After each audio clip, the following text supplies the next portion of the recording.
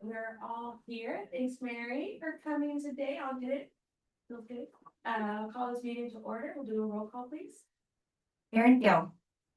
Present. Frank Kinsella, not present. Robert Zipple, not present. Allison Falwell. Here. Lauren Lewis, not present. Raj Banat, not present. Justin Fields. Here. Dan Kenny. Here. Lonnie Wong Vesta, not present. Mara Burton.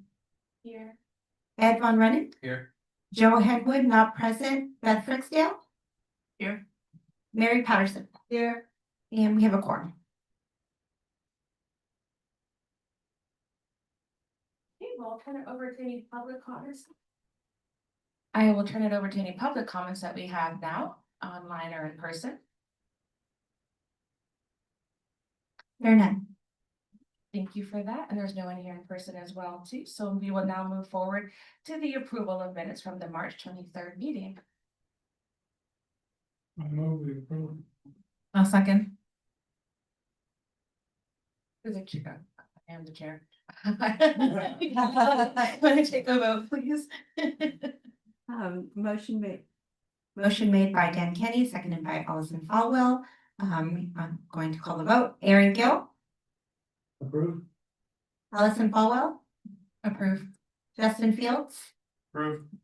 Dan Kenny. Approve. Mara Burton. I will abstain from that since I missed that meeting. Ed Von Rennen. Approve. Beth Fricksdale. Approve. Mary Patterson. Approve. And the motion passes. Thank you so much. Okay, so we're now going to move on to an opening report. I did prepare something. There's been so much great stuff that's been happening through the OSA recently. So I know that a few of our committee members were out at the groundbreaking ceremony at the Hearts Delight Trail. So that was really exciting just to see all the different founders that were there and the different elected officials as well too. So thanks to OSA staff for a really great event. I'm really excited to see how that trail turns out. I know that since then, there's been a couple of hiking groups that have actually been out there. So we've been talking about Measure D. That's my segue into Measure D. So seeing a lot of that also on social medias. That is our 2-cent tax to propel for the county here for more open spaces and clean waters. If you care to do so, you can also do some promotions on your own social media channels and sharing that information with your friends as well too. So thank you for that. Then we also do have some members that participated in our Earth Day celebrations at Santana Row. That was widely attended. So really great to see all those photos. I know Allison here was there. And so thank you to the other volunteers as well. So that's another great thing that we've seen. And then the various grant fundings that have been happening. So we have some unique grantees that have already been out getting in those parks. And I know that they had a grantee celebration dinner as well too. So that's very exciting. And then last Friday, we also had the Silicon Valley Youth Action Climate Video Awards celebration as well too. So I know that Lasana Dominguez, who's at D6 elected board, myself and some other Open Space Authority staff members help with that too. So those are just some of the exciting things that have been going on. So thank you to staff members and our CAC members and our board members for all of those. And if I missed anything, please report out on those during any other report. So thank you so much. Oh, and we do have a new member of our advisory committee who will be joining us at our next meeting. Her name is Monica Rodriguez, and she will be joining from D6. Thank you. Okay, so moving on to committee business. Members of the public will have an opportunity to comment on any matter on the agenda, and speakers are limited to 3 minutes.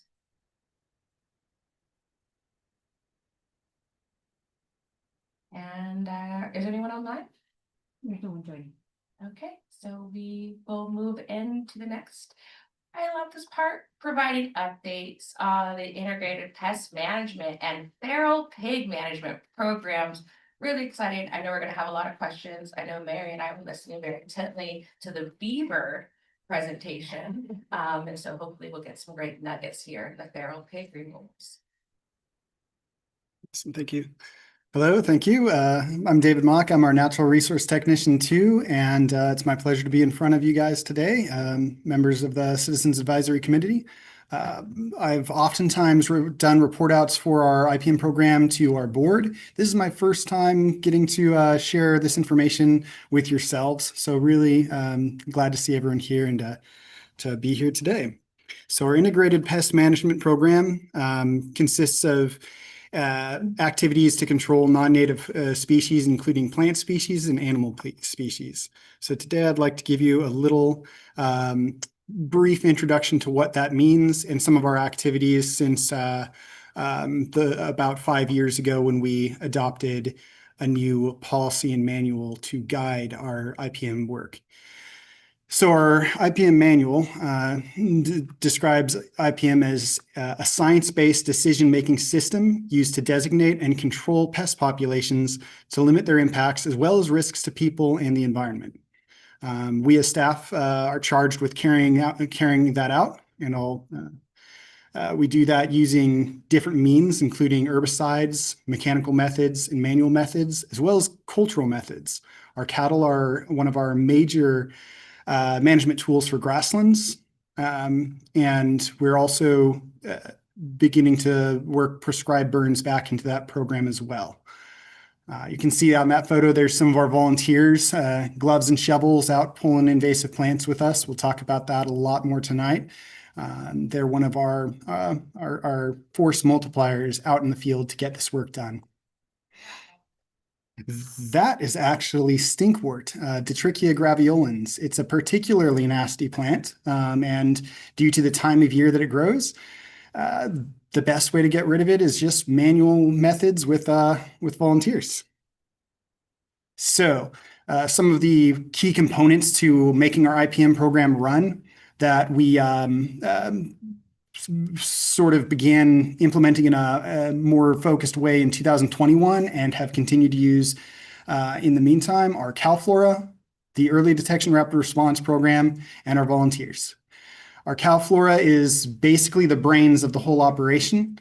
What prior to 2021 we had tracked using maybe Excel spreadsheets, a sort of two-dimensional way of capturing data that's a little difficult to look back at your history and trends with. CalFlora provides us a database curated by the UC Berkeley that allows us to three-dimensionally capture data in a much more readily searchable way. What I mean by 3D is that we're capturing not just the plants, the locations, but the history stack of treatments at different areas, all displayed geographically on a map. So integrating with mapping technologies really makes that planning process more efficient when you're able to see those trends live. It also makes the chopping up of that data for reporting to various different avenues a lot easier, and I'll talk about that a bit later. Our Early Detection Rapid Response Program is a proactive wing of the IPM program where instead of chasing down these large infestations of invasive plants, we're trying to get out ahead of new infestations. It's divided into two priorities, plants we've never seen but are known to different agencies and groups across the state of California to be highly invasive that we train our staff to keep an eye out for to prevent those from ever establishing. And then a second priority of highly invasive plants that we've seen in the area, but where if we saw a new infestation of it, we'd want to immediately halt that infestation before it got out of control for eradication. Volunteers, they're my bread and butter. IPM is a process that depends on layered approaches. You can't depend on one approach over the other. A really effective method is herbicides. We'll talk about that a bit, but you can't only rely on herbicides. Plants become resistant. Herbicides themselves can be hazardous to work with in large quantities. They're expensive. There's a lot of reasons why you want to use your herbicides in selective, targeted, specific purposes. Volunteers give us an alternative where if we've got a large infestation, we can bring people out on the land and accomplish those similar goals by completely removing whole plants in large areas. Things that I, as a single staff person, might not be able to tackle in the time frame that the plants are viable to pull at before they go to seed and it's just too late. So We have some updates with the volunteer program to talk about. A little bit more about CalFlora. It's got a variety of suites hosted under what's called Weed Manager, that really allows us to dial in our herbicide usage. And you can see on this photo, sort of aerial view of some of our treatment areas where we return to each year. This allows me as the IPM coordinator to more selectively or more effectively select the right tool for the right infestation at the right time of year. It's been very effective. It's integrated with a phone app for field staff to be able to report directly onto the phone from the field. Works without cell service, just uploads once they get back to it. So easy to use, easy to maintain, and very effective for our planning purposes. Yeah, I think I've talked a bit about that. You can see further in that screenshot, one of the areas we report out to is the county, making sure the county is aware of what herbicides we've expended where. CalFlora assists with that. So a little bit more about EDRR. It's structured, focused, and based on an annual survey cycle with the flexibility for continued monitoring throughout the year. We provide to our staff training on how to perform an EDRR patrol. Early detection, rapid response is sort of the sort of thing you can't split your attention on. On these patrols, they're dedicated to just looking for those highly invasive plants. You might see other things, save it for another day. You've got sort of narrow blinders on looking for those invasive plants. And it takes a lot of work to get folks trained to think in that mindset. We had success with our EDRR program this year when we were alerted to Oxalis pescapare, Bermuda buttercup, also just called Oxalis, but that can get confusing because there's a lot of other Oxalises. Anyway, we were alerted to a new infestation of that at Miami Yakima, just south of the staging area. We were able to send staff out there and completely remove this patch, which at the time was about 3 foot square, before it could take root. Why that's important for this plant? It's our rhizomatous plant that's perennial. It'll come back from root fragments that are less than 1 centimeter large. If you don't get all of it, it's going to come right back. If it gets out of hand and out of control, there's really no way to eradicate at that point. You're just managing it. So very happy to see that detected and removed from this highly sensitive property that we manage. Our volunteers, over the course of my tenure in this role, I've worked very closely with Kat Hill, and she's done an amazing job building up a program in the volunteer program into something very effective with lots of different partners from corporate groups, community groups, and volunteers that come back a lot, and volunteers that help us recruit some first timers and get them the bug for wanting to do this kind of work. Kat Hill has moved into her new role as an education coordinator, and so the volunteer program has welcomed on a new volunteer program coordinator, Jeanette, and her last name? Mayorga, Jeanette Mayorga. We're going to be hosting our first event with Jeanette at the helm this May, removing yellow star thistle at Miami Yakima. Really excited to welcome her aboard and to continue that long tradition of volunteersmanship. So I'd like to move on to the other wing of our IPM program. In the past, we've primarily focused on our plant species. Our staff's capabilities and our staff's skills and resources are really well suited to treating invasive plants. Invasive animals are a lot more difficult and require a lot more specialized skills and training and equipment to perform. And in some cases aren't able to be performed ourselves in-house. Prior to 2025, we had been noting a trend of pig activity across various preserves, including Sierra Vista, Miami Yakima, and the whole Coyote Ridge complex, Diablo Foothills, the valley floor, and as well as others. Our response to that had primarily been to essentially haze them off the property by having one of our staff members occasionally with a personally owned firearm, personally owned vehicle, take a pig at a time. This approach doesn't really work at scale. It can scare your pigs off, but it's just moving them to another property and making them smarter over time. The real key is to remove as many of those pigs in one familial group called a sounder as possible. So in expanding our IPM program's ability to respond to invasive animals, pigs have been our number one priority for where to perform this work. Other species that we will be looking at working to reduce are American bullfrogs in various ponds, potentially crawdads or crayfish. They're not as immediate of a threat, and also various fish species in ponds.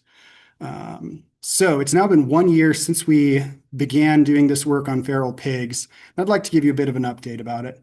First, here's a video from our, video from our contractor out in the field, Vince Brozoni of Full Bore Wildlife Management and Trapping. This is from the baiting stage, and I'll talk a bit more about what that stage means as we go on. But when he's detecting patterns, basically finding out where the pigs are at. So here's one family group. You can see there's about 3 adults, maybe about 6 or 7 juveniles, young pigs. They're at a bait station.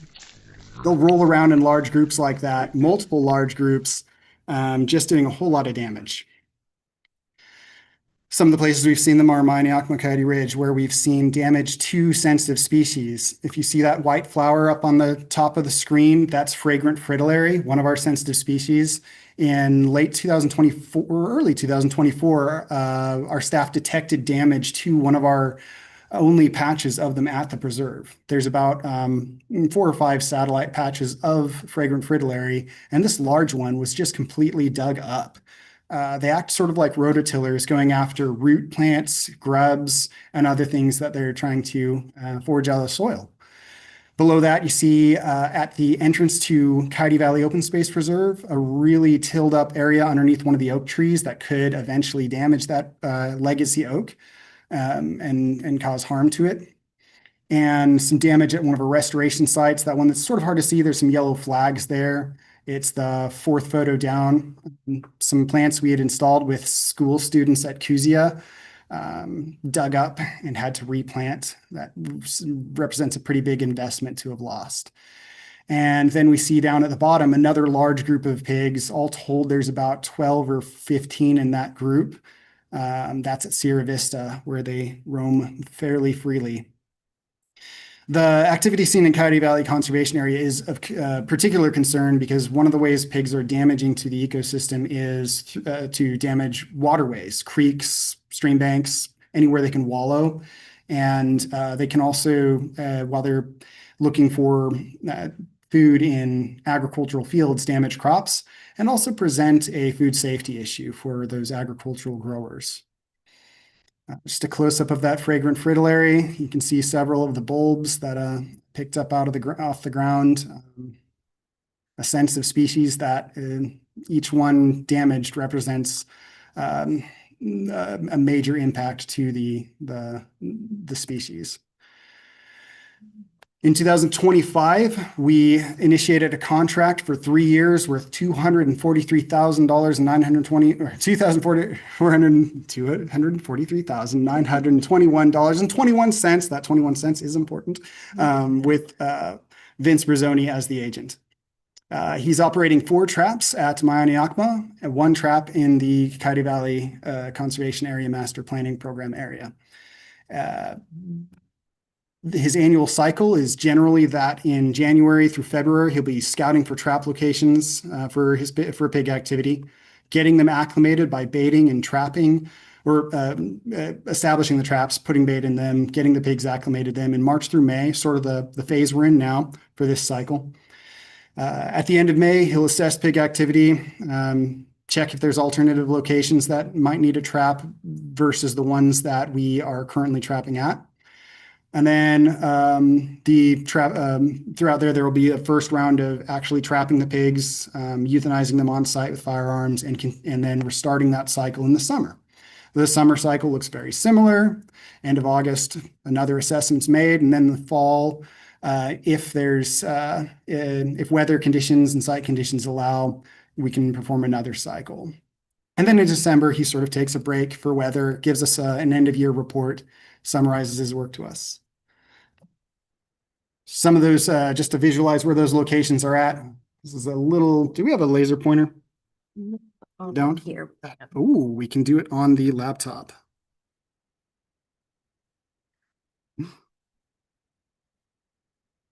Okay. That's okay. Pointer up. So there we go. Okay, that's fantastic. Thank you. So initially at the beginning of 2025, or not beginning, at the beginning of the contract in 2025, we operated 2 at Maianiakma and 1 on the valley floor. One was at a pond sort of at the north end. Another was at a road juncture just south of the trail system on towards the south end, and then another on the valley floor. Throughout the year, Vince was operating well under budget and offered to install 2 additional traps at Maianiakma, mid-ridge near the Serpentine Spring area, sort of around a hill outside of the view of the public, and another one mid-ridge on the other side. So those are our locations. Yeah, so some of those steps, a little more details on those is that Vince Rizzoni uses a type of trap that he can monitor remotely. He has Starlink connections to allow him to connect to the cameras that he monitors the traps with remotely. That gives him a lot more flexibility to dial in when he's got the largest amount of the pigs in a trap at once for the trapping day. There's an activation phase. Those traps are passive most of the time to just get the pigs acclimated. Once he's recognized that he's at sort of critical mass, he'll choose a date that he's going to activate the trap, where once the pigs are in, they'll become trapped in there and unable to leave. They're provided with bait, so they stay pretty happy, just eating the bait overnight. And then dispatch. The dispatch day involves getting out there prior to sunrise, before visitors or any other members of the public or us are there. And while the pigs themselves are still bedded down and happy from eating all the bait all night, and at that point perform euthanization, which unfortunately the only way to do that in the state of California is with a firearm. He's using lead-free ammunition, which is important, as we'll talk about a little later, to make sure that there's no lead going into our environment around here. The last step is disposal, and there's a variety of means. One of the primary methods is the Kirby Canyon landfill will accept them at a rate of about $130 a pig. At large volume, that can get a little costly, but he's been able to remain within budget on that. He also has a variety of people that once he's taken possession of pig carcasses, he as a private citizen can share those pig carcasses with folks to clean and use as a food source. And then in certain instances where it's possible, we'll dispose on site. The only area we've successfully done that, just because of a lot of other potential conflicts, is Maianiakma. Maianiakma is ideal for this because we've had an increase in California condors flying across that range, and those large scavenging birds need large carcasses to have as their food source. So barring having a lot more tule elk on the land, like historically there might have been, there's not a lot of large mammal carcasses out there for condors. So as they're expanding their range, pigs are one important food source for them. And we're happy to be participating in helping that species expand into new ranges. Here's just a view of the kinds of corral traps there are. Vince uses the ones on the left, traditional metal ones that he can activate remotely. There's also ones that passively trap the pigs that the pigs then can't get themselves out of, that fabric net one in the middle. That's sort of a newer model that we're hoping eventually Vince might try on one of our preserves, but as of right now, we haven't. And then there's these smaller mobile box traps. Those can supplement your large fixed corral traps for if you've got smaller sounders just roaming around in different areas where you don't already have a trap. All right, so over this first year, Vince was able to operate in a larger range than we had originally scoped. We had conservatively asked for 8 months out of the year for trapping. He's been able to operate essentially year round. There are, of course, times of year where the pigs are more or less active, but being able to scout and operate flexibly has been helpful. He's given us attentive information on tracking and planning, adjusting traps as needed, and adjusting those numbers of traps. He's also been responsive to our concerns and concerns of our partners. I've been really happy to work with Vince on making sure that we're doing the best job we can. And the results seen so far is we've removed 113 pigs from Myaneakma and from the one trap on the valley floor. That was a total of 73 of those were from Myaneakma. He's identified patterns of movements and made recommendations for where he'll focus his efforts on in this coming year, including adjusting the trap location on the valley floor to be closer to North Coyote Valley Hill. And he's remained remarkably under budget, so very happy to see that. That'll allow us to respond more flexibly if the situation changes throughout this 3-year cycle. Let's see, and is that the same video? Did I embed that earlier? This is a different video. So you can see that's a very large sound hole. Many adults, fewer of the juvenile. He's able to trap the entire sounder at once, keep them fed and happy overnight, not in any distress, and then remove them all from the landscape without any of those escapees learning and getting wise to what a trap looks like and avoiding them. Looking ahead, we're going to continue at Myaneakma and CV Camp. We'll continue to gather information from the traps in order to start building more information on trends. And we're expected to increase activities from June to October and then continue at lower rates in November and February of the following year. Yeah, it's a lot. Do we have any questions? I have a couple. Mary. Okay. You want to go first, Mary? Okay. Of course, yes. Thank you. That was informative. I'm just wondering, is anybody yelling at us about this? We were expecting that people would, and surprisingly, we've not. We've had supportive comments from members of the public. Yeah, overall, we haven't run into the issues we projected we might, where people might disapprove of the work we're doing. We have had to make adjustments to maybe like disposal methods, things like that.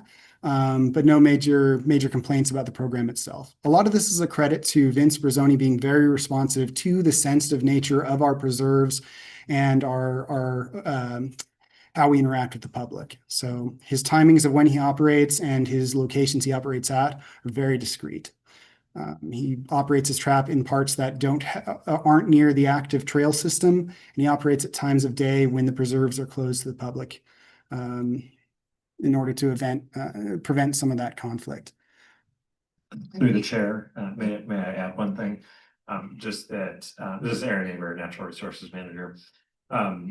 Interestingly, I think what we've found is that generally people who live in these surrounding areas are actually quite concerned about agencies not doing anything. You may have seen several news articles to that effect, sort of, especially in these last 2 years. Some of the drawdown of Anderson Reservoir, like let pigs into places that they weren't previously. So we've gotten generally good feedback from the public. And then I'll note that Charlotte, our communications manager, has a website set up that provides all the resources that people might want if they are interested and do contact us. So we have a kind of specialized communication plan around this because, as you can imagine, it is a sensitive topic. Thank you, Aaron. That was really helpful. And yes, exactly. All the people that I hear talk about it just complain about the pigs. So I can't imagine. I wasn't thinking that anyone would complain about their disposal, but that's good to hear. Yeah, thank you. It was very informative. I thought that we learned a lot. We, heard about the CalFlora, which is a new great database. It sounds like it has some really wonderful capabilities and some invasive species as well too. And a new SAT word, rhizomatous, I think. Rhizomatous, yes. Rhizomatous, yes. So thank you for that very thought-provoking. And so I had a question about the pig removal. You were talking about the fragile smelling one. I Fragrant remember the Fritillaria, name. yes. Do the pigs eat anything that's invasive that we could trap them in that invasive area to eat that? Because I am a city girl and having them be euthanized by bullets just made my heart hurt a little bit. But again, I'm sure that there's a science behind all of that. So yes, my question was, is there anything that needs to be removed that the pigs could eat that, since they do dig up the roots, they could just eat the roots. I do wish, unfortunately, the method in which they forage is very destructive to soil. So it would be really not preferable to have them doing that. For instance, they what they do often do is they'll be tilling up the ground, digging it up. They're searching for grubs. They're searching for old walnuts. They're searching for roots and tubers, as well as fungus. So the sheer amount of damage they do, and particularly the waterways, outweighs any beneficial use we might be able to put them to. Other animals such as goats and sheep, they each have sort of their own specialized way they graze. Our cattle are very ideal for grasslands specifically and oak savannas. Goats are wonderful if you're trying to clear a fire break and remove some woody debris and thistles and things like that. Yeah, sheep are very similar to goats in that respect too. Graze at a different level. The pigs, unfortunately, they're more doing damage to the soil itself, as well as introducing pathogens to the soil in their feces and things like that. Thanks. I live on Communication Hill. I'm very familiar with the goat grazing. I actually saw them trimming some stuff down this morning. I just have one last question. So you're saying that our trapper is, it's over $200,000 and some 21 cents, right? For it's almost, and this is my layperson's understanding, it's like private hunting in this area. Does this go out to RFP for the authority as well too, since it's over that threshold? Yes, we went through an RFP process. We actually went through it twice. We had to reject the original bids due to cost. We only had 2 responses on the original bid. One of which was a well-established trapping outfit operating primarily on East Bay Regional Park properties, and the other of which was Vince. Of the 2, Vince came in a hair under with a hair smaller budget, and the services he offered to us seemed to be a really good fit to our preserves, being how public facing they are. So yeah, we go through the RFP process. It is quite an expensive amount of work because of just the amount of technical labor involved, the long hours of setting up traps, baiting them, monitoring them, and then a significant portion of the cost is also insurance. So the insurance is at an increased premium because of the use of firearms on our preserves. As far as hunting as an alternative, unfortunately, the scale at which the pig problem is in California has outgrown what we can do with hunting. How do I open up the Teams chat? I'm going to show that USDA map desktop. So we'll get to the desktop. Between the 2 of us, we'll figure it out one day.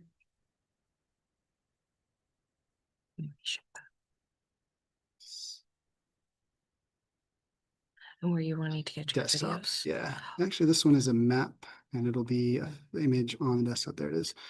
All right. The bigger picture with feral pigs across the country. This is federal fiscal year 2026 baseline. The USDA allocates its funding based on achievability of eradication or on level of effort for management. We in California, along with Texas and Oklahoma and Florida, are at level 5, which is categorized as eradication cannot be achieved. So we're managing pigs to prevent damage to agriculture, native species, native habitats, and waterways. So in other areas, their response could be different, where they're at a more achievable eradication level. But yes, we are ground zero. Where the Eurasian wild boar was introduced in California, brought in to boost things for folks to have to hunt out there, and it certainly has gotten out of hand. Yeah. I hope that answered that question. Yeah, thank you so much for the additional information and letting us know that we're level 5 for eradication. That's all great new discovery. Thank you. I Definitely. think Lonnie and then Justin, or Justin and Lonnie. Justin, then Lonnie. Is that? Yeah, the feral hog problem is definitely a large problem statewide. And yes, something does need to be done about it. I do have concerns about Vince's disposal methods. From what I have currently personally witnessed, he has been in violation of the California Fish and Game Code for disposal. 5652 is the section which says they cannot be disposed of within 50 yards or 150 feet of a waterway. Most of his traps are near a spring or a waterway because that's where you're going to find hogs in the summertime, especially because they need water to roll in the mud and to stay cool. And on numerous occasions, the hogs have just been drug outside of the trap, which is right near a waterway. And they end up, especially once scavengers work them over, they end up in the waterway. And that needs to be addressed. Definitely. We will. I haven't seen any recently that he has trapped. I don't know if he has corrected that or not, but if he has not, that needs to be addressed. Yes, we addressed with him the proximity to streams. In terms of the location, proximity to the pond, we selected that location in partnership with Valley Habitat Agency, who we're in our enrolled in their reserve system. So with their consultation, we can check that and make sure that that's complying with CDFA regulations in terms of the exact distance as well. Yeah, because most of the times they are not within regulation of that code. Yes, I'll double check that with him this year. Because yeah, either he'll be fined or you guys will be fined if somebody finds out. That's what could happen. Definitely. Yeah. Thank you.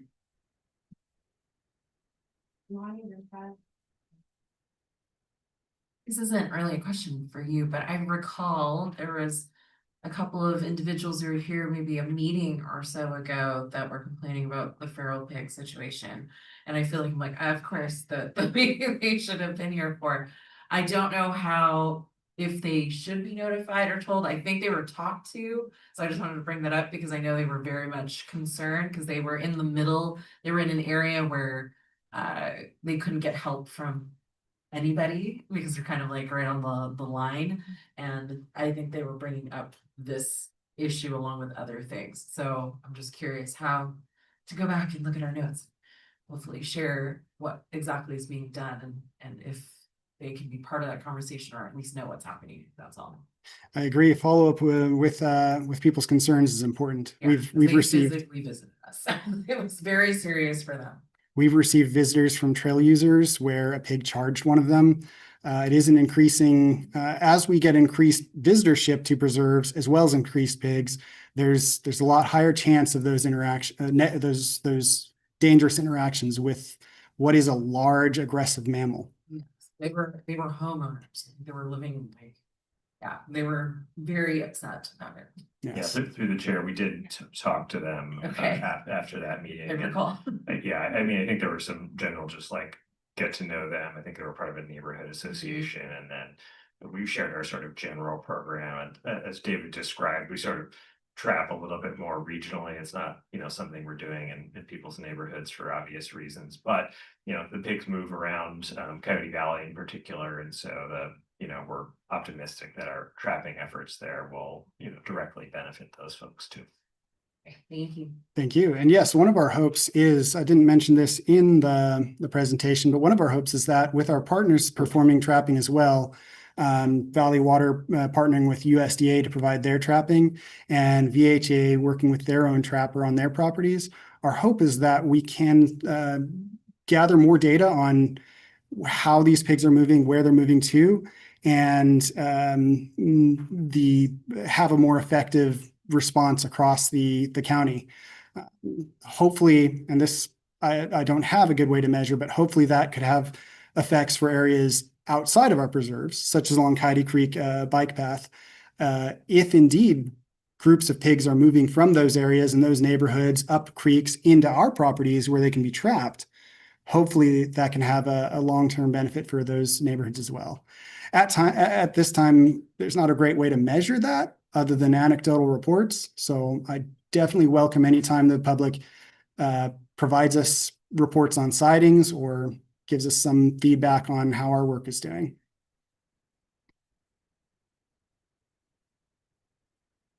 Thank you. You talked about how this program, of how you work with the plants and the animals, but I'm curious about insects. And specifically mosquitoes, because that's such a big topic in the city of San Jose, that they're spraying for insects that are causing human health problems. And at the same time, I'm thinking about how OSA is like building ponds and restoring wetlands where I assume mosquitoes would like to be breeding. So I'm just curious how that all works together.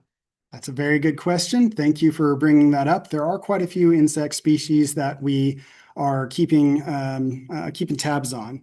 In terms of mosquitoes, vector control with the county primarily identifies problem areas for mosquitoes and areas where work needs to be done. We ourselves don't do control of mosquitoes directly. We leave that sort of to vector control. There are, different species in our ponds that'll eat mosquito larvae and keep control of the abundance of those mosquitoes. But if there ever were to be an area on our properties where mosquitoes were becoming overly abundant, we could work with vector control to address that issue. Other species that we're looking at on the insects are currently parts of Santa Clara County are under a quarantine for the Mediterranean fruit fly. There's two established species of invasive shot-hole borer, and then a potential third species of ambrosia beetle that is very similar to the other shot-hole borers that we're working with the county to keep monitoring for where those sightings are and the expansion of that species in the county. Right now, we don't have any areas on our preserves where we have an infestation of shot-hole borer that rises to the level where we need to address it. Addressing those infestations involves removal of trees, the tree species that are hosting them and spreading them to other trees. So we're going to keep monitoring that situation. It is a fairly recent detection, although it's likely that they've been here for over 5 years in the city of San Jose, just undetected. Insects they're another wing of the IPM program.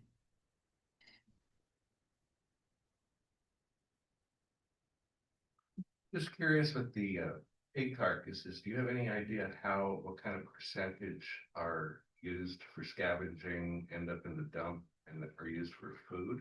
I don't have the numbers off the top of my head, but in terms of the ones Vince has collected and disposed of. In other words, how many are useful for food and scavengers versus just being wasted to the dump? Right. Yeah. I'll get those numbers for you from him because a large number of the pig carcasses ended up being ones where he took possession of them and donated directly to folks who were willing to take them for their own use. I'll find out how the breakdown was between landfilled, disposed of on site, and donated. So he does just donate them to anyone that's interested? Yes, he has to arrange that privately. Santa Clara County doesn't have a established program for donating meat to people in need, but he does have his own personal connections through which he's able to perform that kind of a donation. Okay, so if I encounter somebody that's interested in getting one for food, could we get in touch with you to get them connected? I'd say so. I'd say I could give his business card out. It's not OSA is not involved in the transfer, but that's between Full Bore, Vince's agent, and them. But I think we could give out his business card, his information. Well, he can say yes or no if we get to that.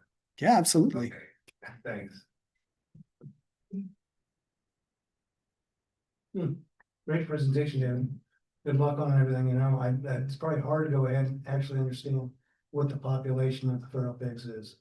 So it's always going to be there. I don't think we can get rid of it. On the other side, CalFlora, I think it's really a great program. Now, on the opposite side of that, is there a way to go ahead and keep track of beneficial plant material? Yes. Native species and actually encourage them by seed collection and propagation? Are you working on that side as well? Absolutely. That's something we're hoping to develop further too, as we look at different potential native plant nursery situations we might develop. CalFlora has got flexibility to design projects within it for tracking rare and native species.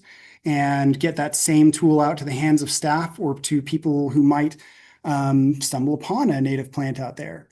For the seed collection, if we were to start performing seed collection in-house, which we've begun providing training to our staff to initially, just to start planting that seed, so to speak, CalFlora would be kind of the ideal reservoir in which to take in which species are abundant enough in a certain location for seed collection, and then once you've collected it, where that seed was collected from, how much of it, what date, all of that information, so that when we're propagating in a nursery, we'd have records of all the seed source information. So Would that system also provide mapping in terms of microclimates?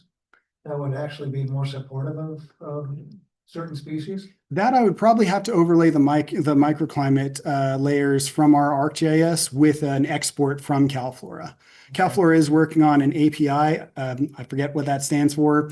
It's GIS speak for lets two different apps talk to each other. Okay. So basically, our data we collect in CalFlora could periodically automatically update to our internal ArcGIS layers, and then combining there with microclimates layers, we'd be able to do some of that analysis to further make sure those seeds are going to be able to thrive in a given environment they're planted at. Yeah, and on the insect application, the glassy wing sharpshooter is also being quarantined in this area. There's a lot of nurseries that are being quarantined on that, so that's another species that's invasive. Yeah. Thank you, David. Thank you.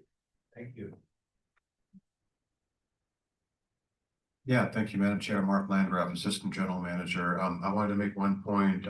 Looks like Charlotte Graham has already posted your presentation, David, on the website, where there's information available about feral pigs. And then I also had a question, and forgive me if I missed it during your presentation, but what are our partners like County Parks and Mid-Peninsula Open Space District doing regarding this issue? Yes, so County Parks has partnered with USDA for trapping efforts. They perform trapping in the vicinity of Hellier County Park, I believe, and they're continuing their program as well. Valley Water partners with USDA at the Coyote Ridge property just south of Miami-Yakima itself to operate 2 traps there. And VHA is operating traps that they have their own private contractor they're working with. For Mid-Peninsula Open Space Reserve, I'm going to have to double check on what their current program looks like. In the past, they've trapped before, I believe. Yeah, they, I mean, in a general sense, the Santa Cruz Mountains has a much smaller pig population. So during my decade at Mid-Penn, as well as keeping in touch with colleagues, they kind of trap periodically in sort of more targeted ways because they're just less present in maybe that like denser forest kind of chaparral community versus kind of the rangelands and oak woodlands that we have, especially in the Diablo Range. Thank you. Thank you. Questions or comments? Great info. Oh, yeah, thank you so much. That was very, very. Thank all of you. Been a pleasure to be here tonight, and absolutely feel free to reach out to me with any further information later. Are there any public comments?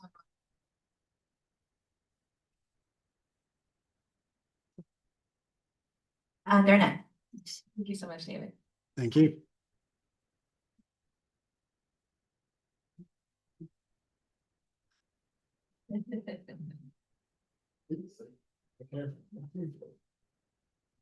All right, so now we're going to move on to review the draft of our fiscal year 2025-2026 Citizens Advisory Work Plan and recommendations. Thanks, Ivy. All right, not as tall as David. I think I'm okay. Thank you. All right. Good evening, members of the CAC. Lee Rauscher, Assistant General Manager. And I'm happy to be here tonight to help finalize your fiscal year 26-27 work plan. Staff recommends the Citizens Advisory Committee members share their final recommendations on the draft fiscal year 26-27 CAC work plan. And then at the end, vote to recommend staff to bring the plan to the Board of Directors for consideration and approval. And just to kind of set the stage, set the right mood here for any additions, the purpose of the Citizens Advisory Committee is to provide many avenues of input to and from the Open Space Authority's diverse communities.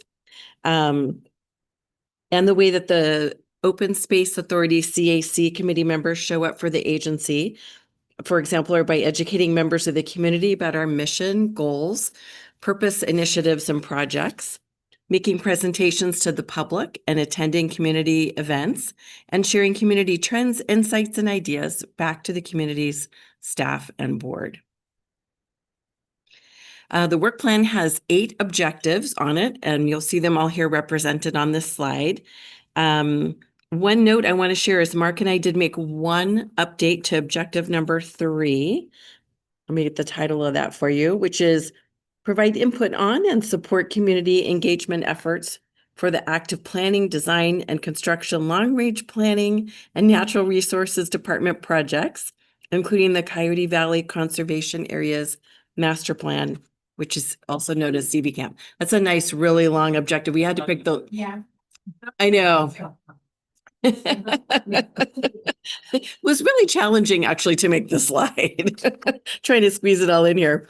But on the 5th item, the 5th possible task, we did make the one change, and that is, find it on here.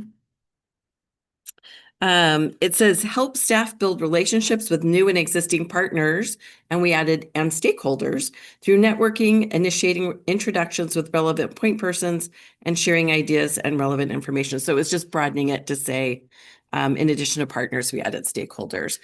Other than that, the work plan included in your packet is identical to the one that you received in, this is May, so that would be March. I can do my math correctly. And at this point, I would ask if there's any additional feedback from the committee.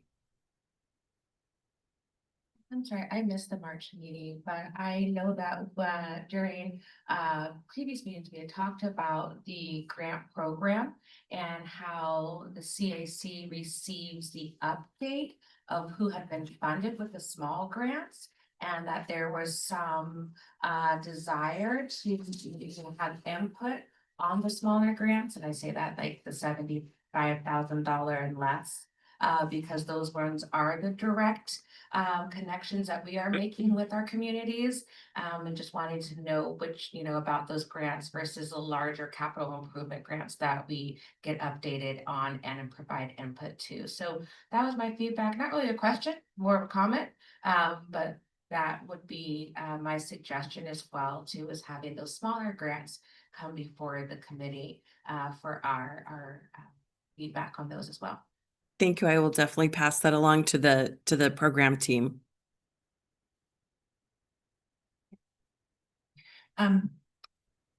This is a question because I still consider myself sort of new here, even though I know I'm not.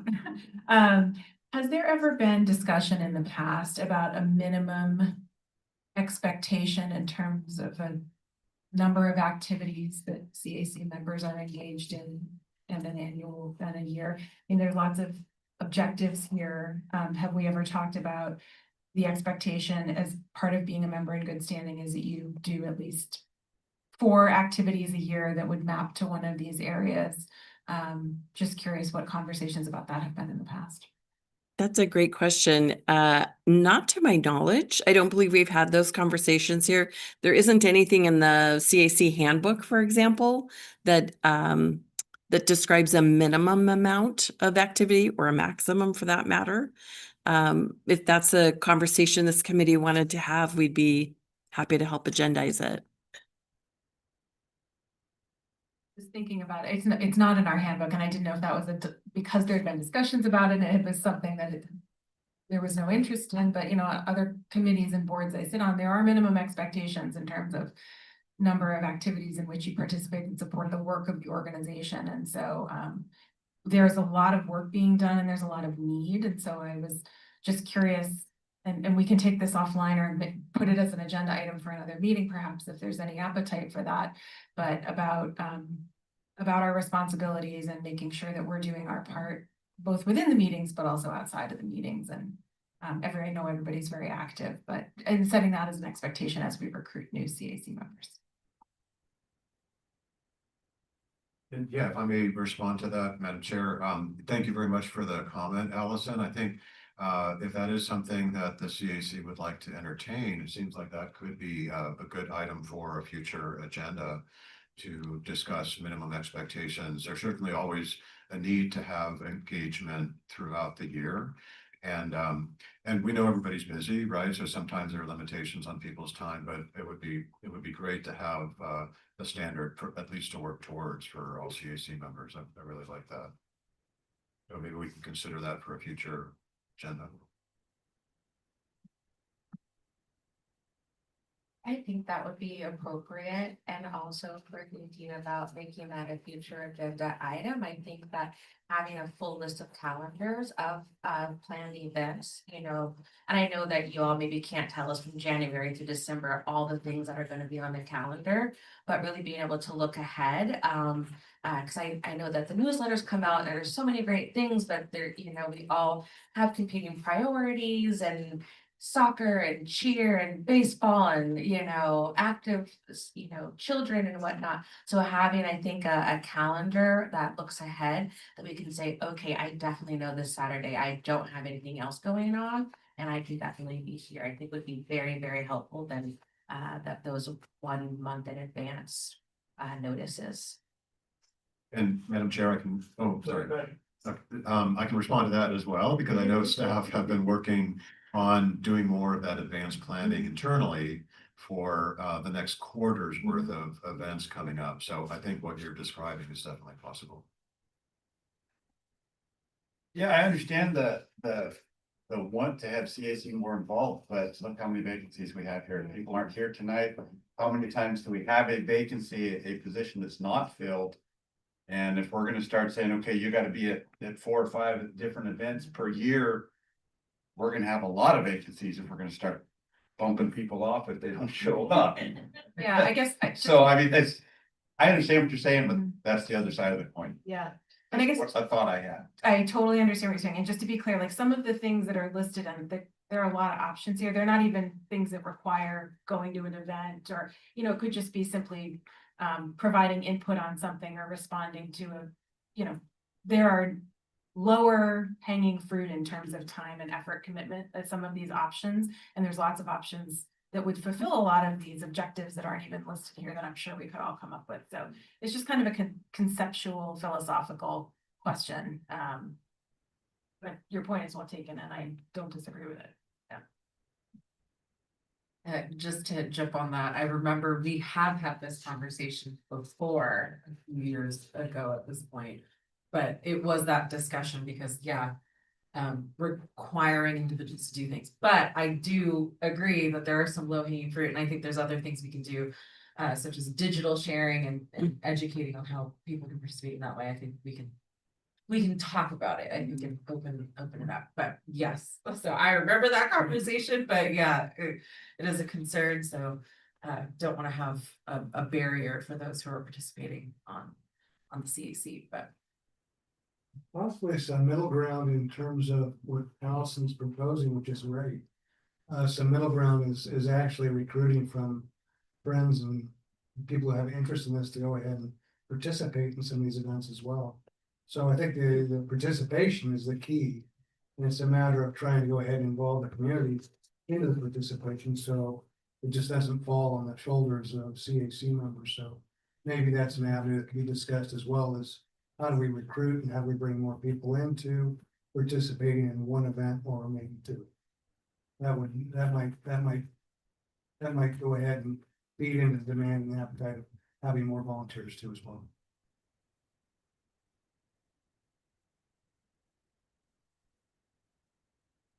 Great feedback, everyone. Are there any other comments or questions? Okay. Thank you. I captured all of that. We will get this topic agendized for a future meeting, jotted down some of the suggestions so we can bring those back up to spark new ideas when we meet to discuss. So with no further additions then to the current work plan, although perhaps a discussion about how you want to fulfill it at a later date. So today we're finalizing the recommended content of the work plan.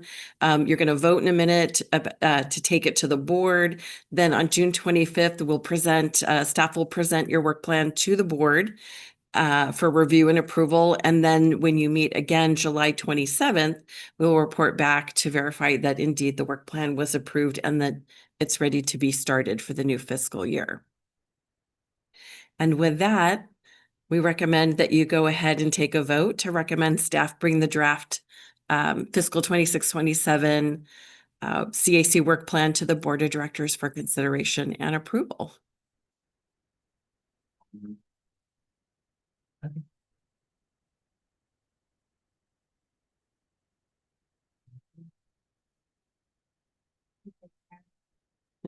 Buttons. I was going to say the buttons are clicking. The screen will change momentarily.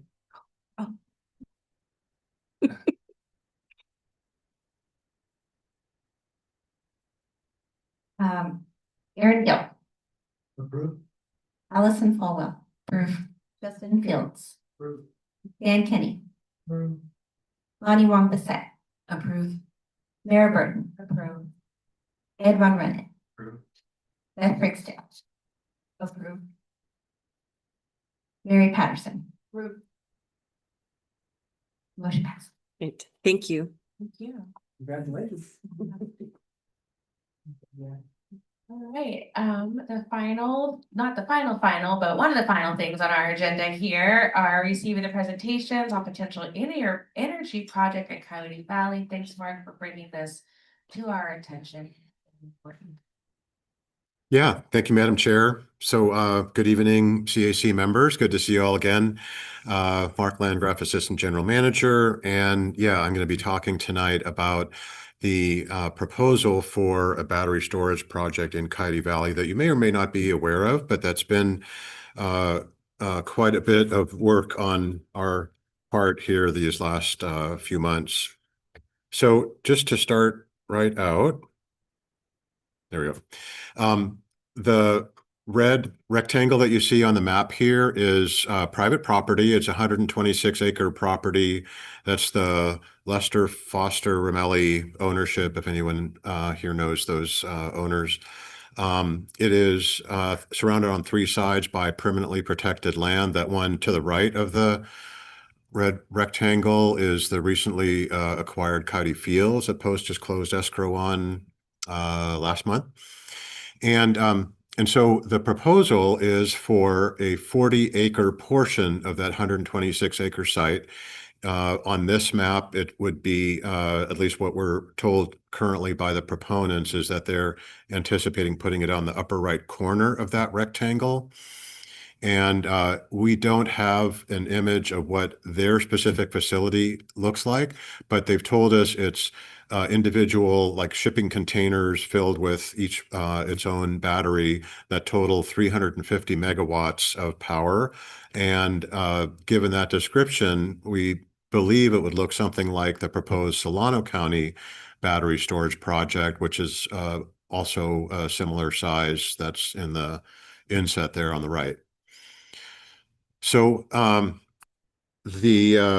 just give a little bit more factual information, and there is information in your packet, quite a bit more in the board's packet as well. And by the way, this presentation I'm giving tonight is extremely similar to what Andrew and I presented to the board at the last meeting in April. And she gives her regrets tonight she couldn't make it, but let me give the presentation. So back in 2022, AES, which is the company that would install the batteries and has an agreement to interconnect with power at the PG&E substation at Metcalf. They have been speaking with the city for several years, and back in 2022 proposed this project to the city of San Jose because it is within city limits. But the city came back and said, well, the zoning is agriculture and open space based on the decision they made in 2021 to change that zoning and land use designation. And so the city said, no, it doesn't fit with our zoning. And so come 2025, AES reached out to the Open Space Authority and said they want to move ahead with their project. And the way they can do that, even though it's inconsistent with the city's zoning and land use, is by using AB 205, a law that was passed in 2022 that allows proponents of green energy projects to bypass local zoning and land use and go straight to the California Energy Commission at the state of California. And if the CEC, that's the acronym for California Energy Commission, approves the project, then they don't need San Jose's approval. That said, the CEC does take into consideration when they're going through their lengthy review process, inputs from the local jurisdictions like the city here and even the county, the Open Space Authority, especially since we're responsible for the Coyote Valley Conservation Program, the AB 948 17,000 acre established conservation area that includes the valley floor of Coyote Valley. So we're responsible for that and can weigh in on behalf of it. Also local citizens, et cetera. So the CEC is supposed to take all that into account when they consider their review, and also has to go through the CEQA process. So it has to get a full environmental review like any other project. So as I mentioned, it would be a 350 megawatt project that takes power off the grid during the day when there's excess solar or wind power generated, to store it so that when solar and wind are less active, like in the evening or nighttime, that they can put power back on the grid to keep things stable. It's been an effort by the state of California to increase both alternative energy production through solar and wind, as well as battery storage. So there have been a number of sites, I can't tell you how many, but across the state that have been installed to date. So this is a view from what had been known as Spreckles Hill. We're now calling North Coyote Valley Hill there at the corner of Bailey and Santa Teresa, looking east. And as you can see, the flat area kind of straight in the near distance, that's brown behind some trees there. That's the site that the battery would be installed on. So definite visual impacts from areas where we know we want to have trails in Coyote Valley eventually, based on what Nick Perry has brought to you in the past regarding the concept alternatives for Coyote Valley. It's in an area that is also on prime farmland. The site is almost entirely prime farmland. And generally, our Coyote Valley master planning is considering open space, agriculture, wildlife connectivity, flood protection, groundwater recharge. All of those things would be impacted by the impermeable surface created by the battery storage. And with wildlife connectivity fairly nearby, it could very much impact wildlife connectivity as well. I'm going to show you that in a map here just in a sec. Oh, there we go. So that red rectangle again outlines the 126 acre property on which 40 acres is proposed for battery storage. You can see that from the map that it's almost all prime farmland. And then those magenta colored double-headed arrows to the north are where Post has been preliminarily looking at the possibility of wildlife infrastructure, mostly undercrossings, but it could be overcrossings as well. And wildlife typically need a buffer to where they are moving back and forth in that infrastructure so that they feel safe to move forward. So that's why our experts are telling us that battery storage, even if it's not actively lit, we've been told that there would be lighting that is what's it, dark sky lighting, I believe that's what it's called, where they have covers over lights that they need for security purposes, but that it wouldn't shine brightly into the air. But still, there would be lighting there. The batteries would likely make some noise. And I want to point out the only water use that's being proposed is for bathrooms for personnel that are being stationed there. But otherwise, the batteries themselves don't use water like you probably been hearing the news about data centers. That's very different. Anyway, we are very concerned about the impacts, especially about with respect to wildlife connectivity and public access, aesthetics in that region. So we have been considering what actions we could take as an agency that might help support our position.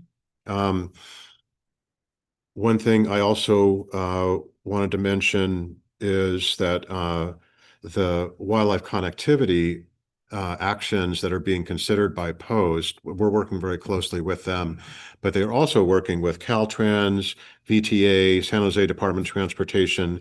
Wildlife Conservation Board has funded that project to determine wildlife connectivity feasibility in the area at $5 million.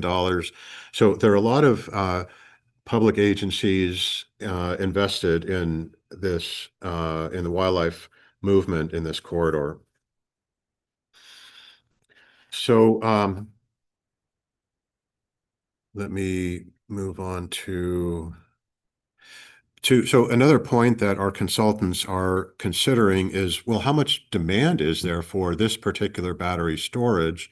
And some of the experts that we've hired have identified, data sources like you see here that show that there are a lot of different battery projects coming online. I don't know if you're familiar with the Hummingbird project that's on the second line up there, but that one was originally proposed in Coyote Valley several years ago, near where the Gavilan College is currently located there on Bailey Avenue. And because of pushback from environmental groups, they found another location for it, and it's right behind our offices right here, which makes a lot more sense in an infill area, semi-industrial, rather than where it could interfere with homes and I mean, primarily the wildlife connectivity and agricultural activity and public access, what we're talking about in Coyote Valley. But I'll get to proximity to homes here in a moment too. But anyway, so given this list of projects, our experts feel that even with the ambitious goals of the state of California to develop clean energy, both generation and storage, it is currently oversubscribed, and there may not be a specific need for this project at this location. We also know from speaking with staff at the city of San Jose that there's no plan for San Jose to buy the power that's going to be generated by this battery that's going to be put back on the grid by this battery. So San Jose and anyone that we've spoken to in the South Bay is not interested in the power. In fact, when we spoke to AES, and we've met with them now 3 different times just to try to stay in touch and learn more from each other about respective goals. AES has told us that they're looking for entities for what they call a power purchase agreement, a PPA, and that they are indeed looking in Southern California for purchasers of that power. With the grid, the power can be distributed wherever it's needed, but you do need somebody to buy the power from the battery once it's installed. So we're investigating these items and then bringing that up with AES, but also with our elected officials that have been engaged in the process. Another thing that we're doing is working with our consultants to determine potential alternative sites. So there is a substation right next to the VTA Santa Teresa Light Rail Station. That's what's shown here on the map, just south of Highway 85 and between 85 and Santa Teresa Boulevard. So V1, V2, and V3 on that map are sites where there could potentially be battery storage. As you can see from the acreages at the bottom of the slide, those are much smaller than the 40 acres they're looking for, but we have heard no definitive statements that the battery storage can't be split up to multiple sites. That said, you might notice too that there are homes right across Santa Teresa Boulevard, and there may be people concerned about the safety of those battery storage units based on we've all heard about the story in Moss Landing of a major fire that emitted heavy metals and potentially other toxins. And so that is something that we have heard from community members that they're very concerned about. So I'm just saying this because as we go through this process with AES and with the CEC, we do want to be working in the spirit of collaboration, like we did with PG&E and LS Power, right? And we were very successful there by identifying an alternative location where that project could go. And it was a win-win situation. We'd love to come up with something like that here. So even if these may not be the perfect sites for that battery storage, we are actively working with them to try to identify other places for the battery storage to go. And as you can see in the upper right there, the Hummingbird project that I mentioned earlier, that's right behind our offices here and seems to be working well. So I want to also mention we've received a number of inputs from members of the community, so from residents that live in the Coyote Valley area, as well as parents that have children going to the Morgan Hill School District charter school there at right across the road near Coyote Ranch, across Monterey Road from where the battery storage proposal would go. And to our knowledge, they're up in arms. They've been circulating a petition among the parents. We're not certain, but it's possible that the school itself, or perhaps even the school district, will take a position in opposition. But others like Green Foothills are working more closely with the school and the parents there on that. We're not a grassroots advocacy organization, as you know, and so we don't get involved to that. But if we are called by members of the community or parents to ask for technical information, other information about the battery storage project, then we are as cooperative as we can be to provide that information.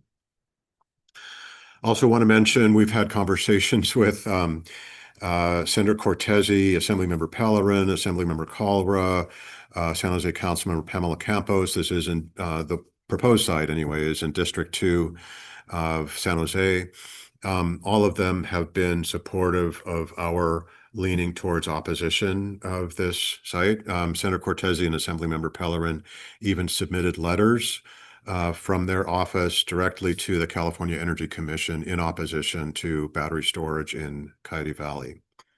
It's just seen as something that would not only harm environmental benefits that the community receives from all the protection of land in Coyote Valley, but the public investment itself. So to date, over 150 million has been invested in conservation in Coyote Valley, much of it from the state, but also from Open Space Authority, Peninsula Open Space Trust, City of San Jose, and others.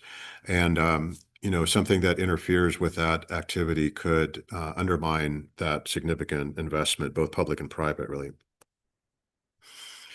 So I think I've presented this information. One thing I didn't explain earlier, I can highlight that right now, is this Public Resources Code Section 25527 that the project does not comply with.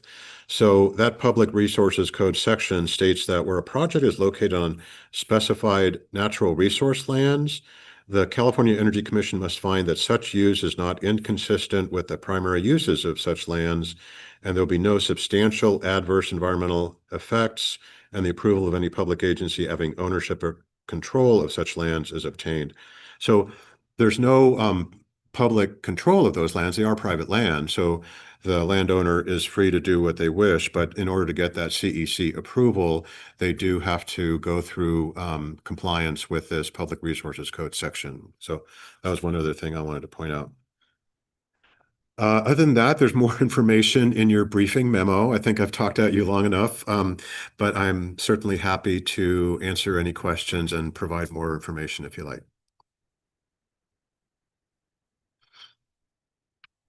Oh, Mark, I just wanted to say that I read that memo this afternoon that sounds like you composed it.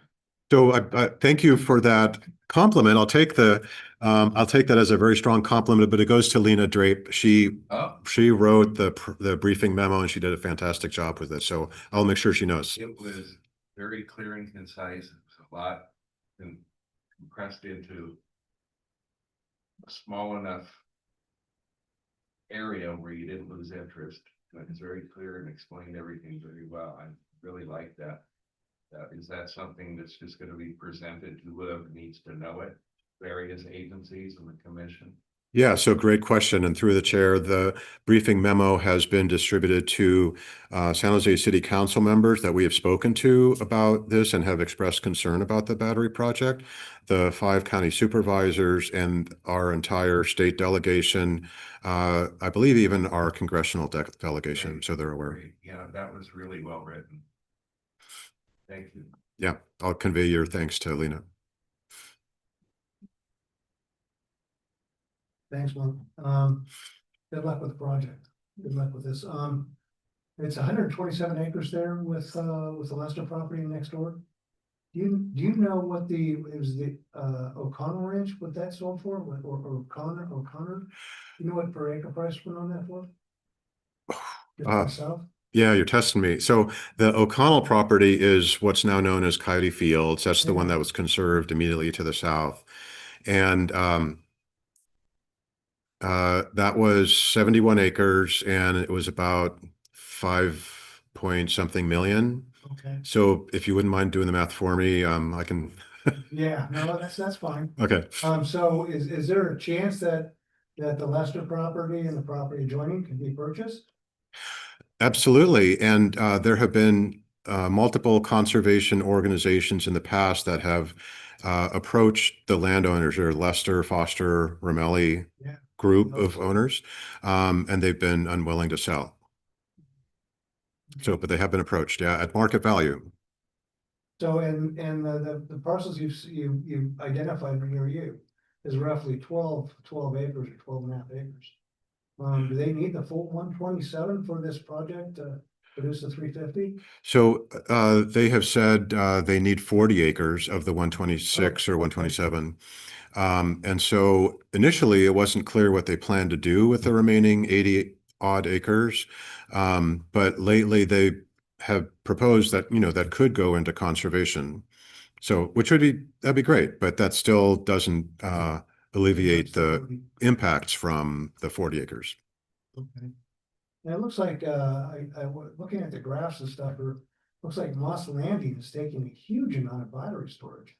Has there been any improvements in terms of the technology for battery storage that's gonna avoid these fires and these issues coming on?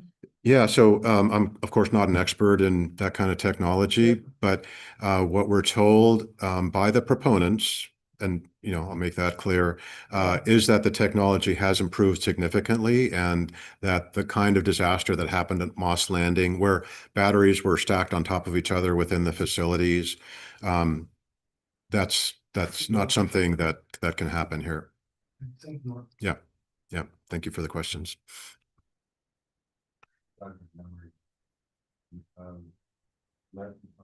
Offered market value. Do the landowners, even if they sell for market value, get any sort of tax benefit or any other benefit for selling the property for conservation purposes? Is there anything in addition to the market value that they would receive as a benefit? So if they're selling at a full, market value, or, it's actually then due to an appraisal that should reflect the market value. But if they sell at the appraised value, then there's no other tax benefit. If they sell what's called a bargain sale, which is below that appraised value, they're effectively donating a portion of the value, then they'll get a tax benefit from that, the value that they've donated. Yeah, then absolutely. Yeah.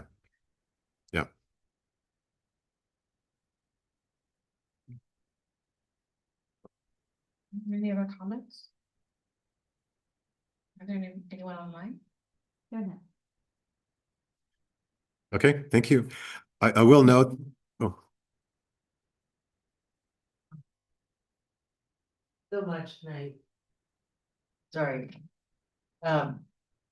Just thinking back to our conversation about the work plan and about Allison's comment about what, what we can do. I think, Mark, it would be great if there were any tasks for us that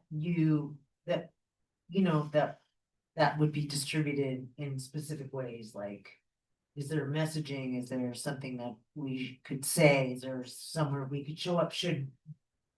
I can, Pellerin is my person. I could say thank you, like, I can think of those things myself, but it would also be nice if she wrote that letter to the CEC, California Energy, CEC, Mhm. that I would just send her office an email and say, hey, thanks, Assemblymember Pellerin, that was awesome, and we're 100% behind you. Thanks for representing.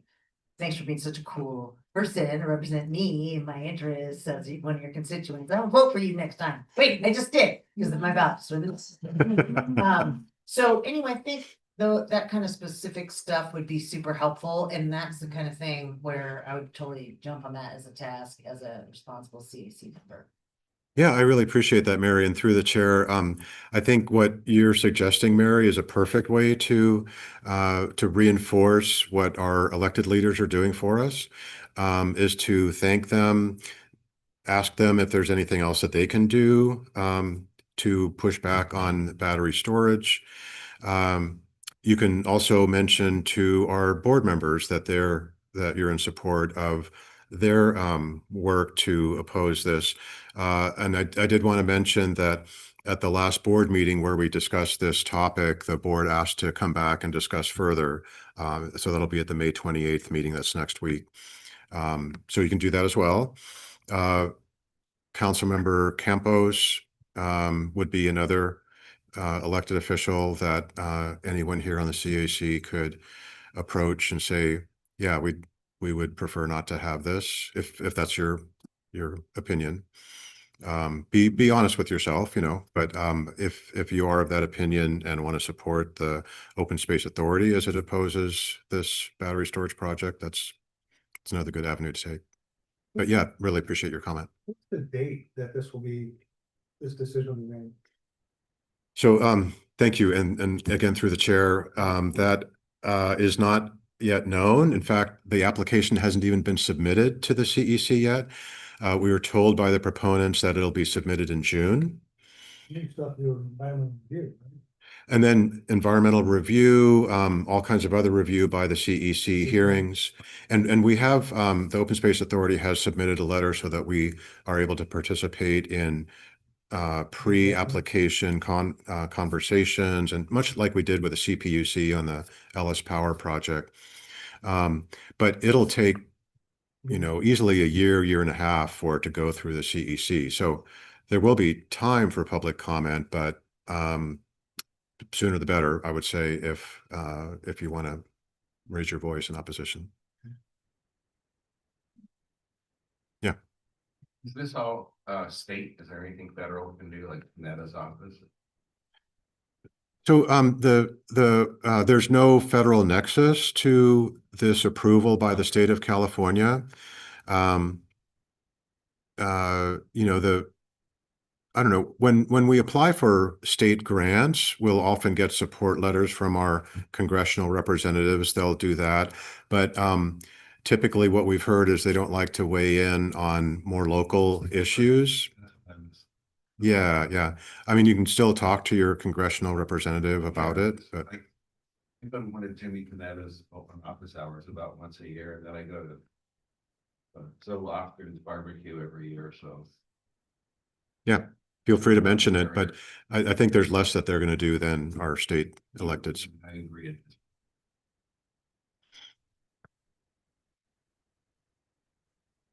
Are there any other comments? Well, thanks for keeping us informed. I think it's great to know what's happening locally, in our backyards as well too. What I thought about was just like toxins and radiations and, some of those other environmental concerns, especially by a parent in that area, young children. All right. Thank you. Thank you, Mark. Are there any public comments? I'll ask again, okay. I get excited, hopefully someone's online.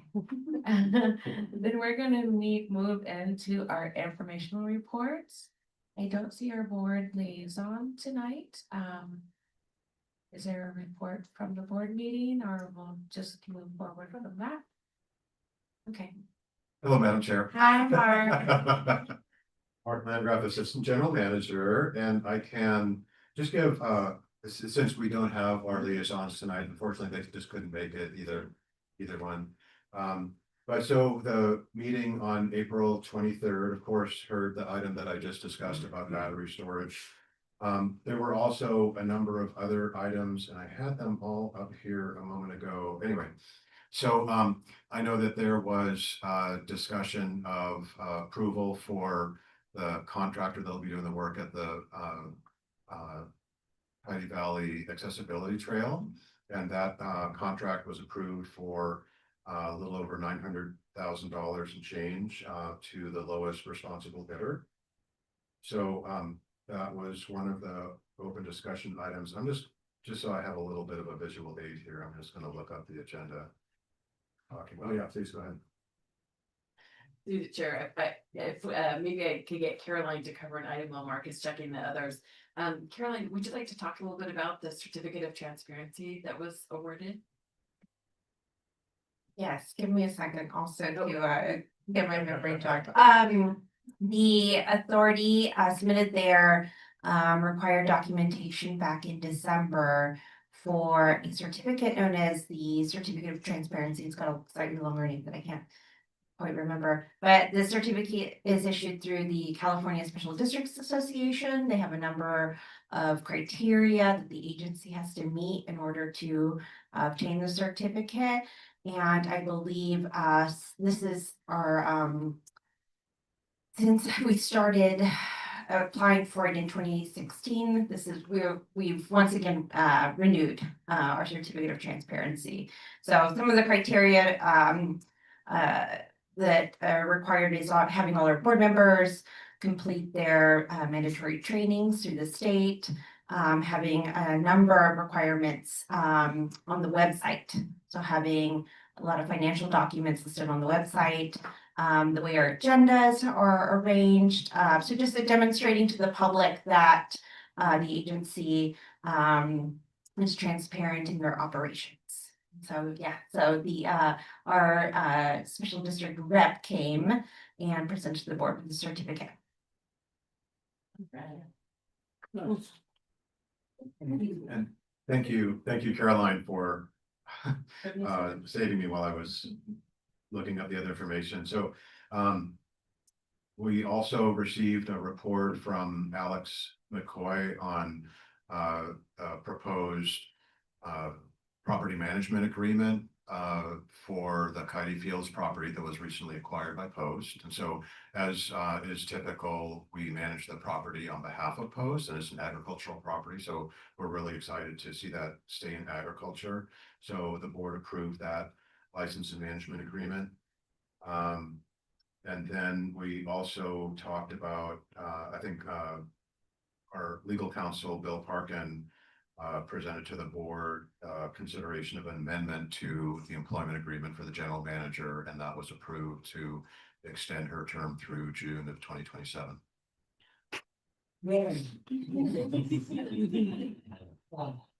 For all you Andrea fans. All right, so that's my report. Thank you so much. Thank you, Mark. Thank you, Carolyn. Moving on to the general managers and staff reports. No further reports. Reports. Okay, moving on to any committee members' reports. Yeah. Okay. Yes. No one else? Yeah, I'm doing all the talking tonight. Go ahead. And for chair next time. Everybody. Oh, you too. No, I just wanted to mention that ranching tour we had last month was incredible. What an education. Packed with a lot of stuff that I had no clue about. Anna did a great job of putting that together. Justin had an enormous part in putting that together too. He was one of the 3 ranchers there between San Vicente and Deltu. It was amazing. And that said, there's a couple of the ranchers that brought up a couple of good points that I'd like to explore, put on the agenda for a future item. And that is, one, to get some information from staff about the policy, about how lands are chosen for leases, or for sites that are going to be used for leases for farming and ranching operations.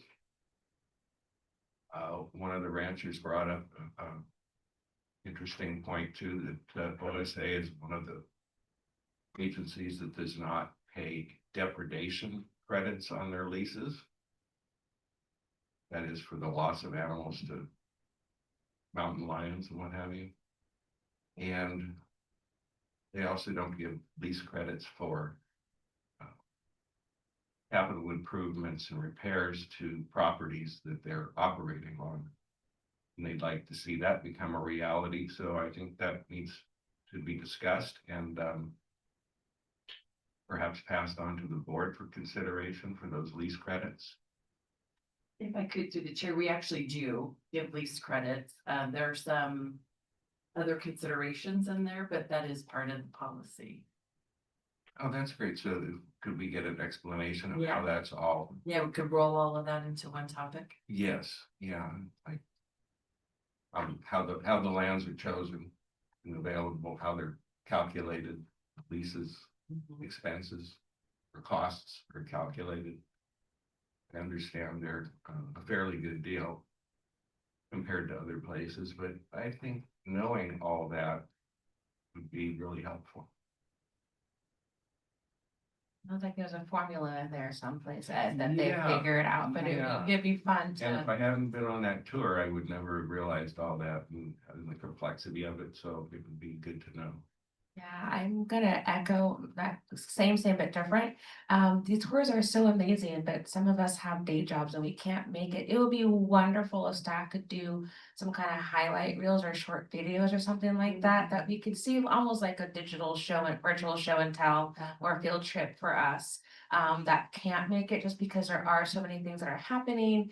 It wouldn't have to be the full, 3-hour tour, but just 57 seconds of greatness. That's the attention span on TikTok.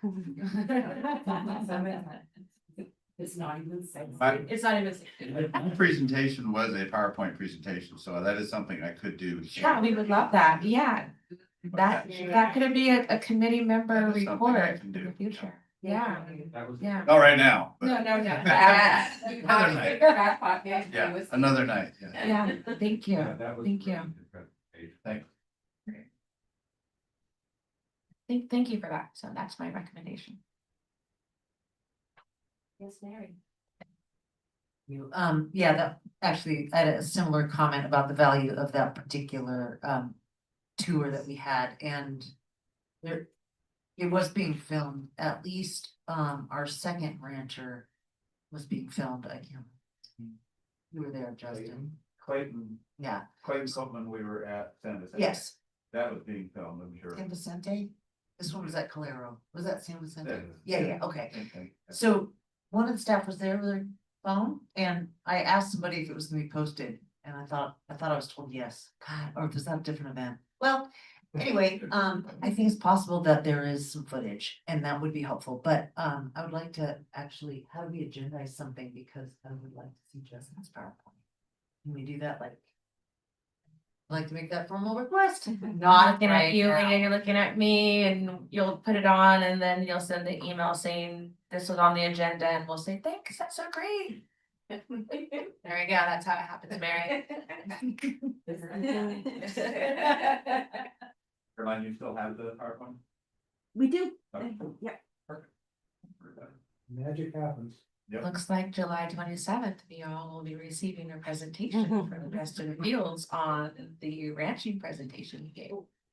Yes, I ma'am. know, maybe it was, Congressman Licard, also Congressman Licardo and Congressman Panetta's talks at the shovel in the ground thingy.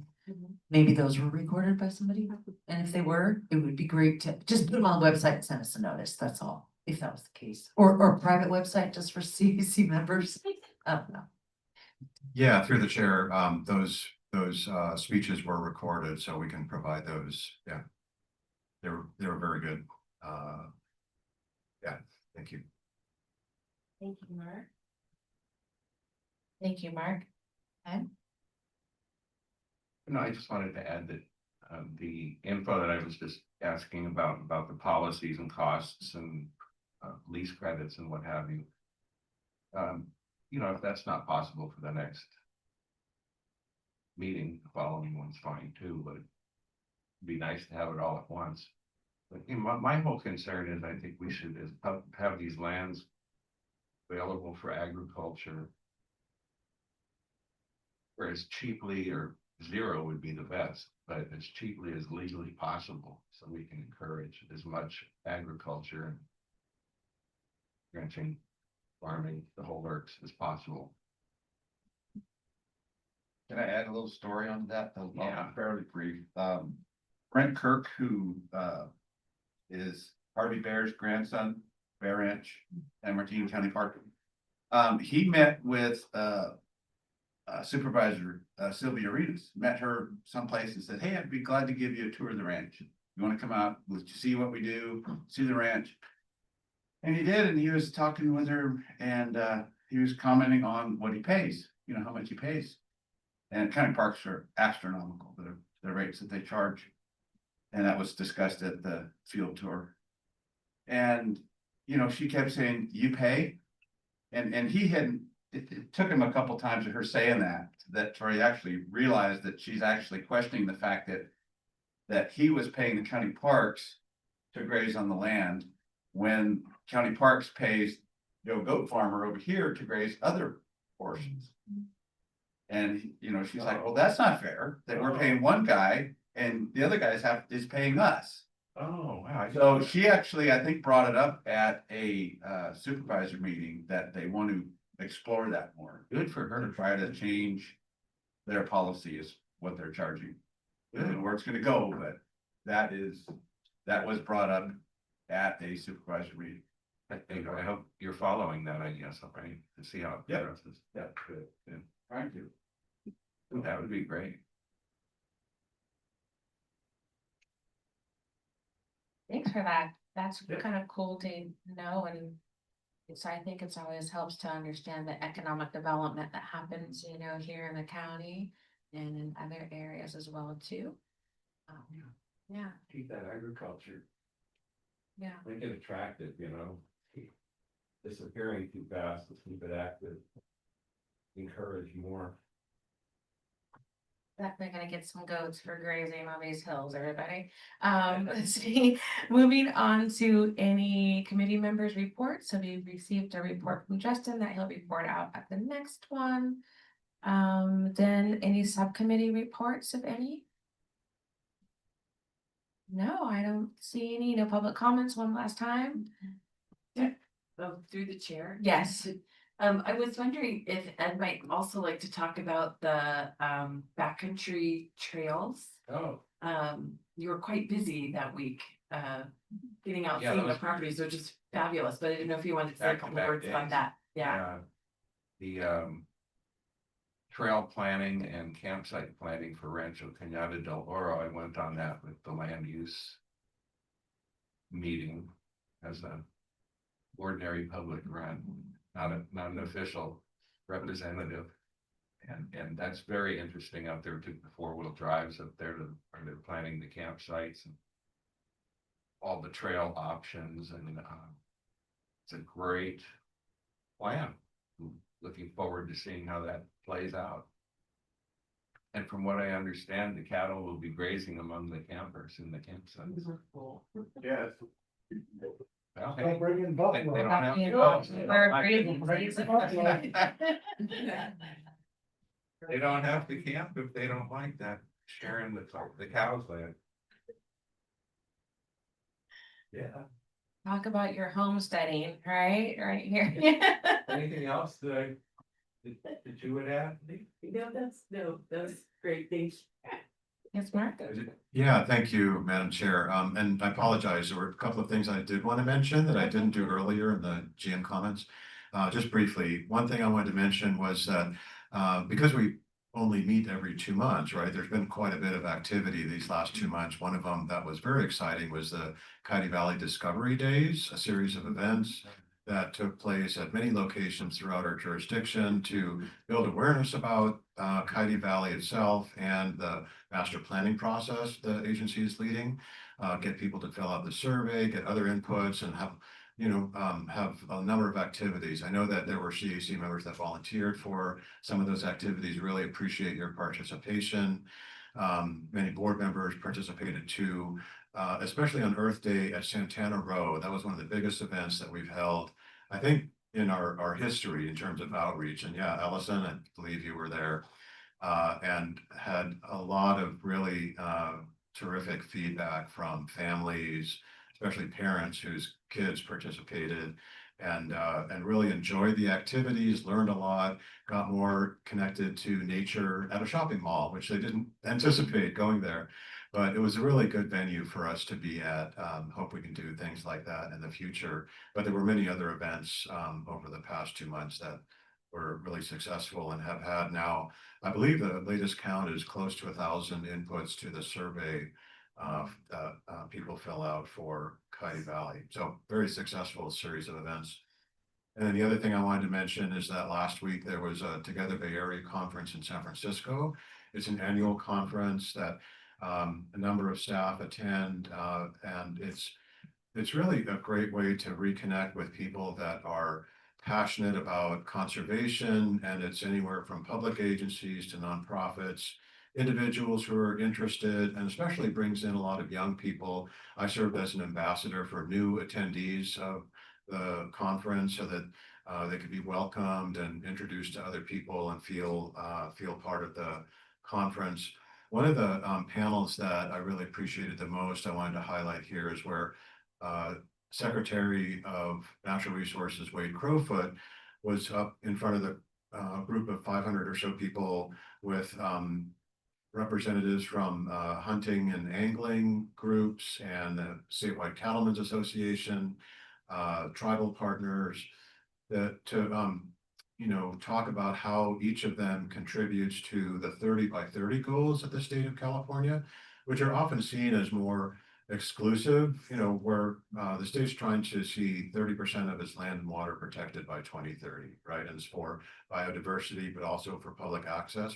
But there are many ways working lands, however you want to define that, can contribute to those goals too. And so that was really discussed and eye-opening, and I think opens the door for us to talk to some other partners about how we can further those goals here locally as well. So thank you. You mentioned the Coyote Valley Days. I did the Morgan Hill one last month. Thank you. And Asian Pacific Islander event Saturday. And people are really interested in what's going on down there. Very interested. A lot of them take them comment cards and tending to their comments. They were very impressed with that enormous display in Morgan Hill. Coming out of there and awesome, this is great, man. Love seeing this, It's going over well. There's a lot of interest in Coyote Valley. Yeah, I'll second that. I was at a hiking event with No Worries in Vigo. We had Jen and the CV camp team come out and they set up the whole displays and we did the voting with the tickets, and it was really exciting just to see people interacting. And it was, to me, it was like a very low tech form of voting because you took a ticket, you got to choose which rendition that you like the best, and that's the actual voting there. And so it's kind of cool to see those results and see people interacting as well too. So lots of excitement for the CV camp, and I love the way that they're doing that as well. All right. Are there any other comments? Any other general staff comments? Any other committee member comments? no more public comments, no subcommittee comments, then I'm going to say we are adjourned at 8:23 p.m. Thank you so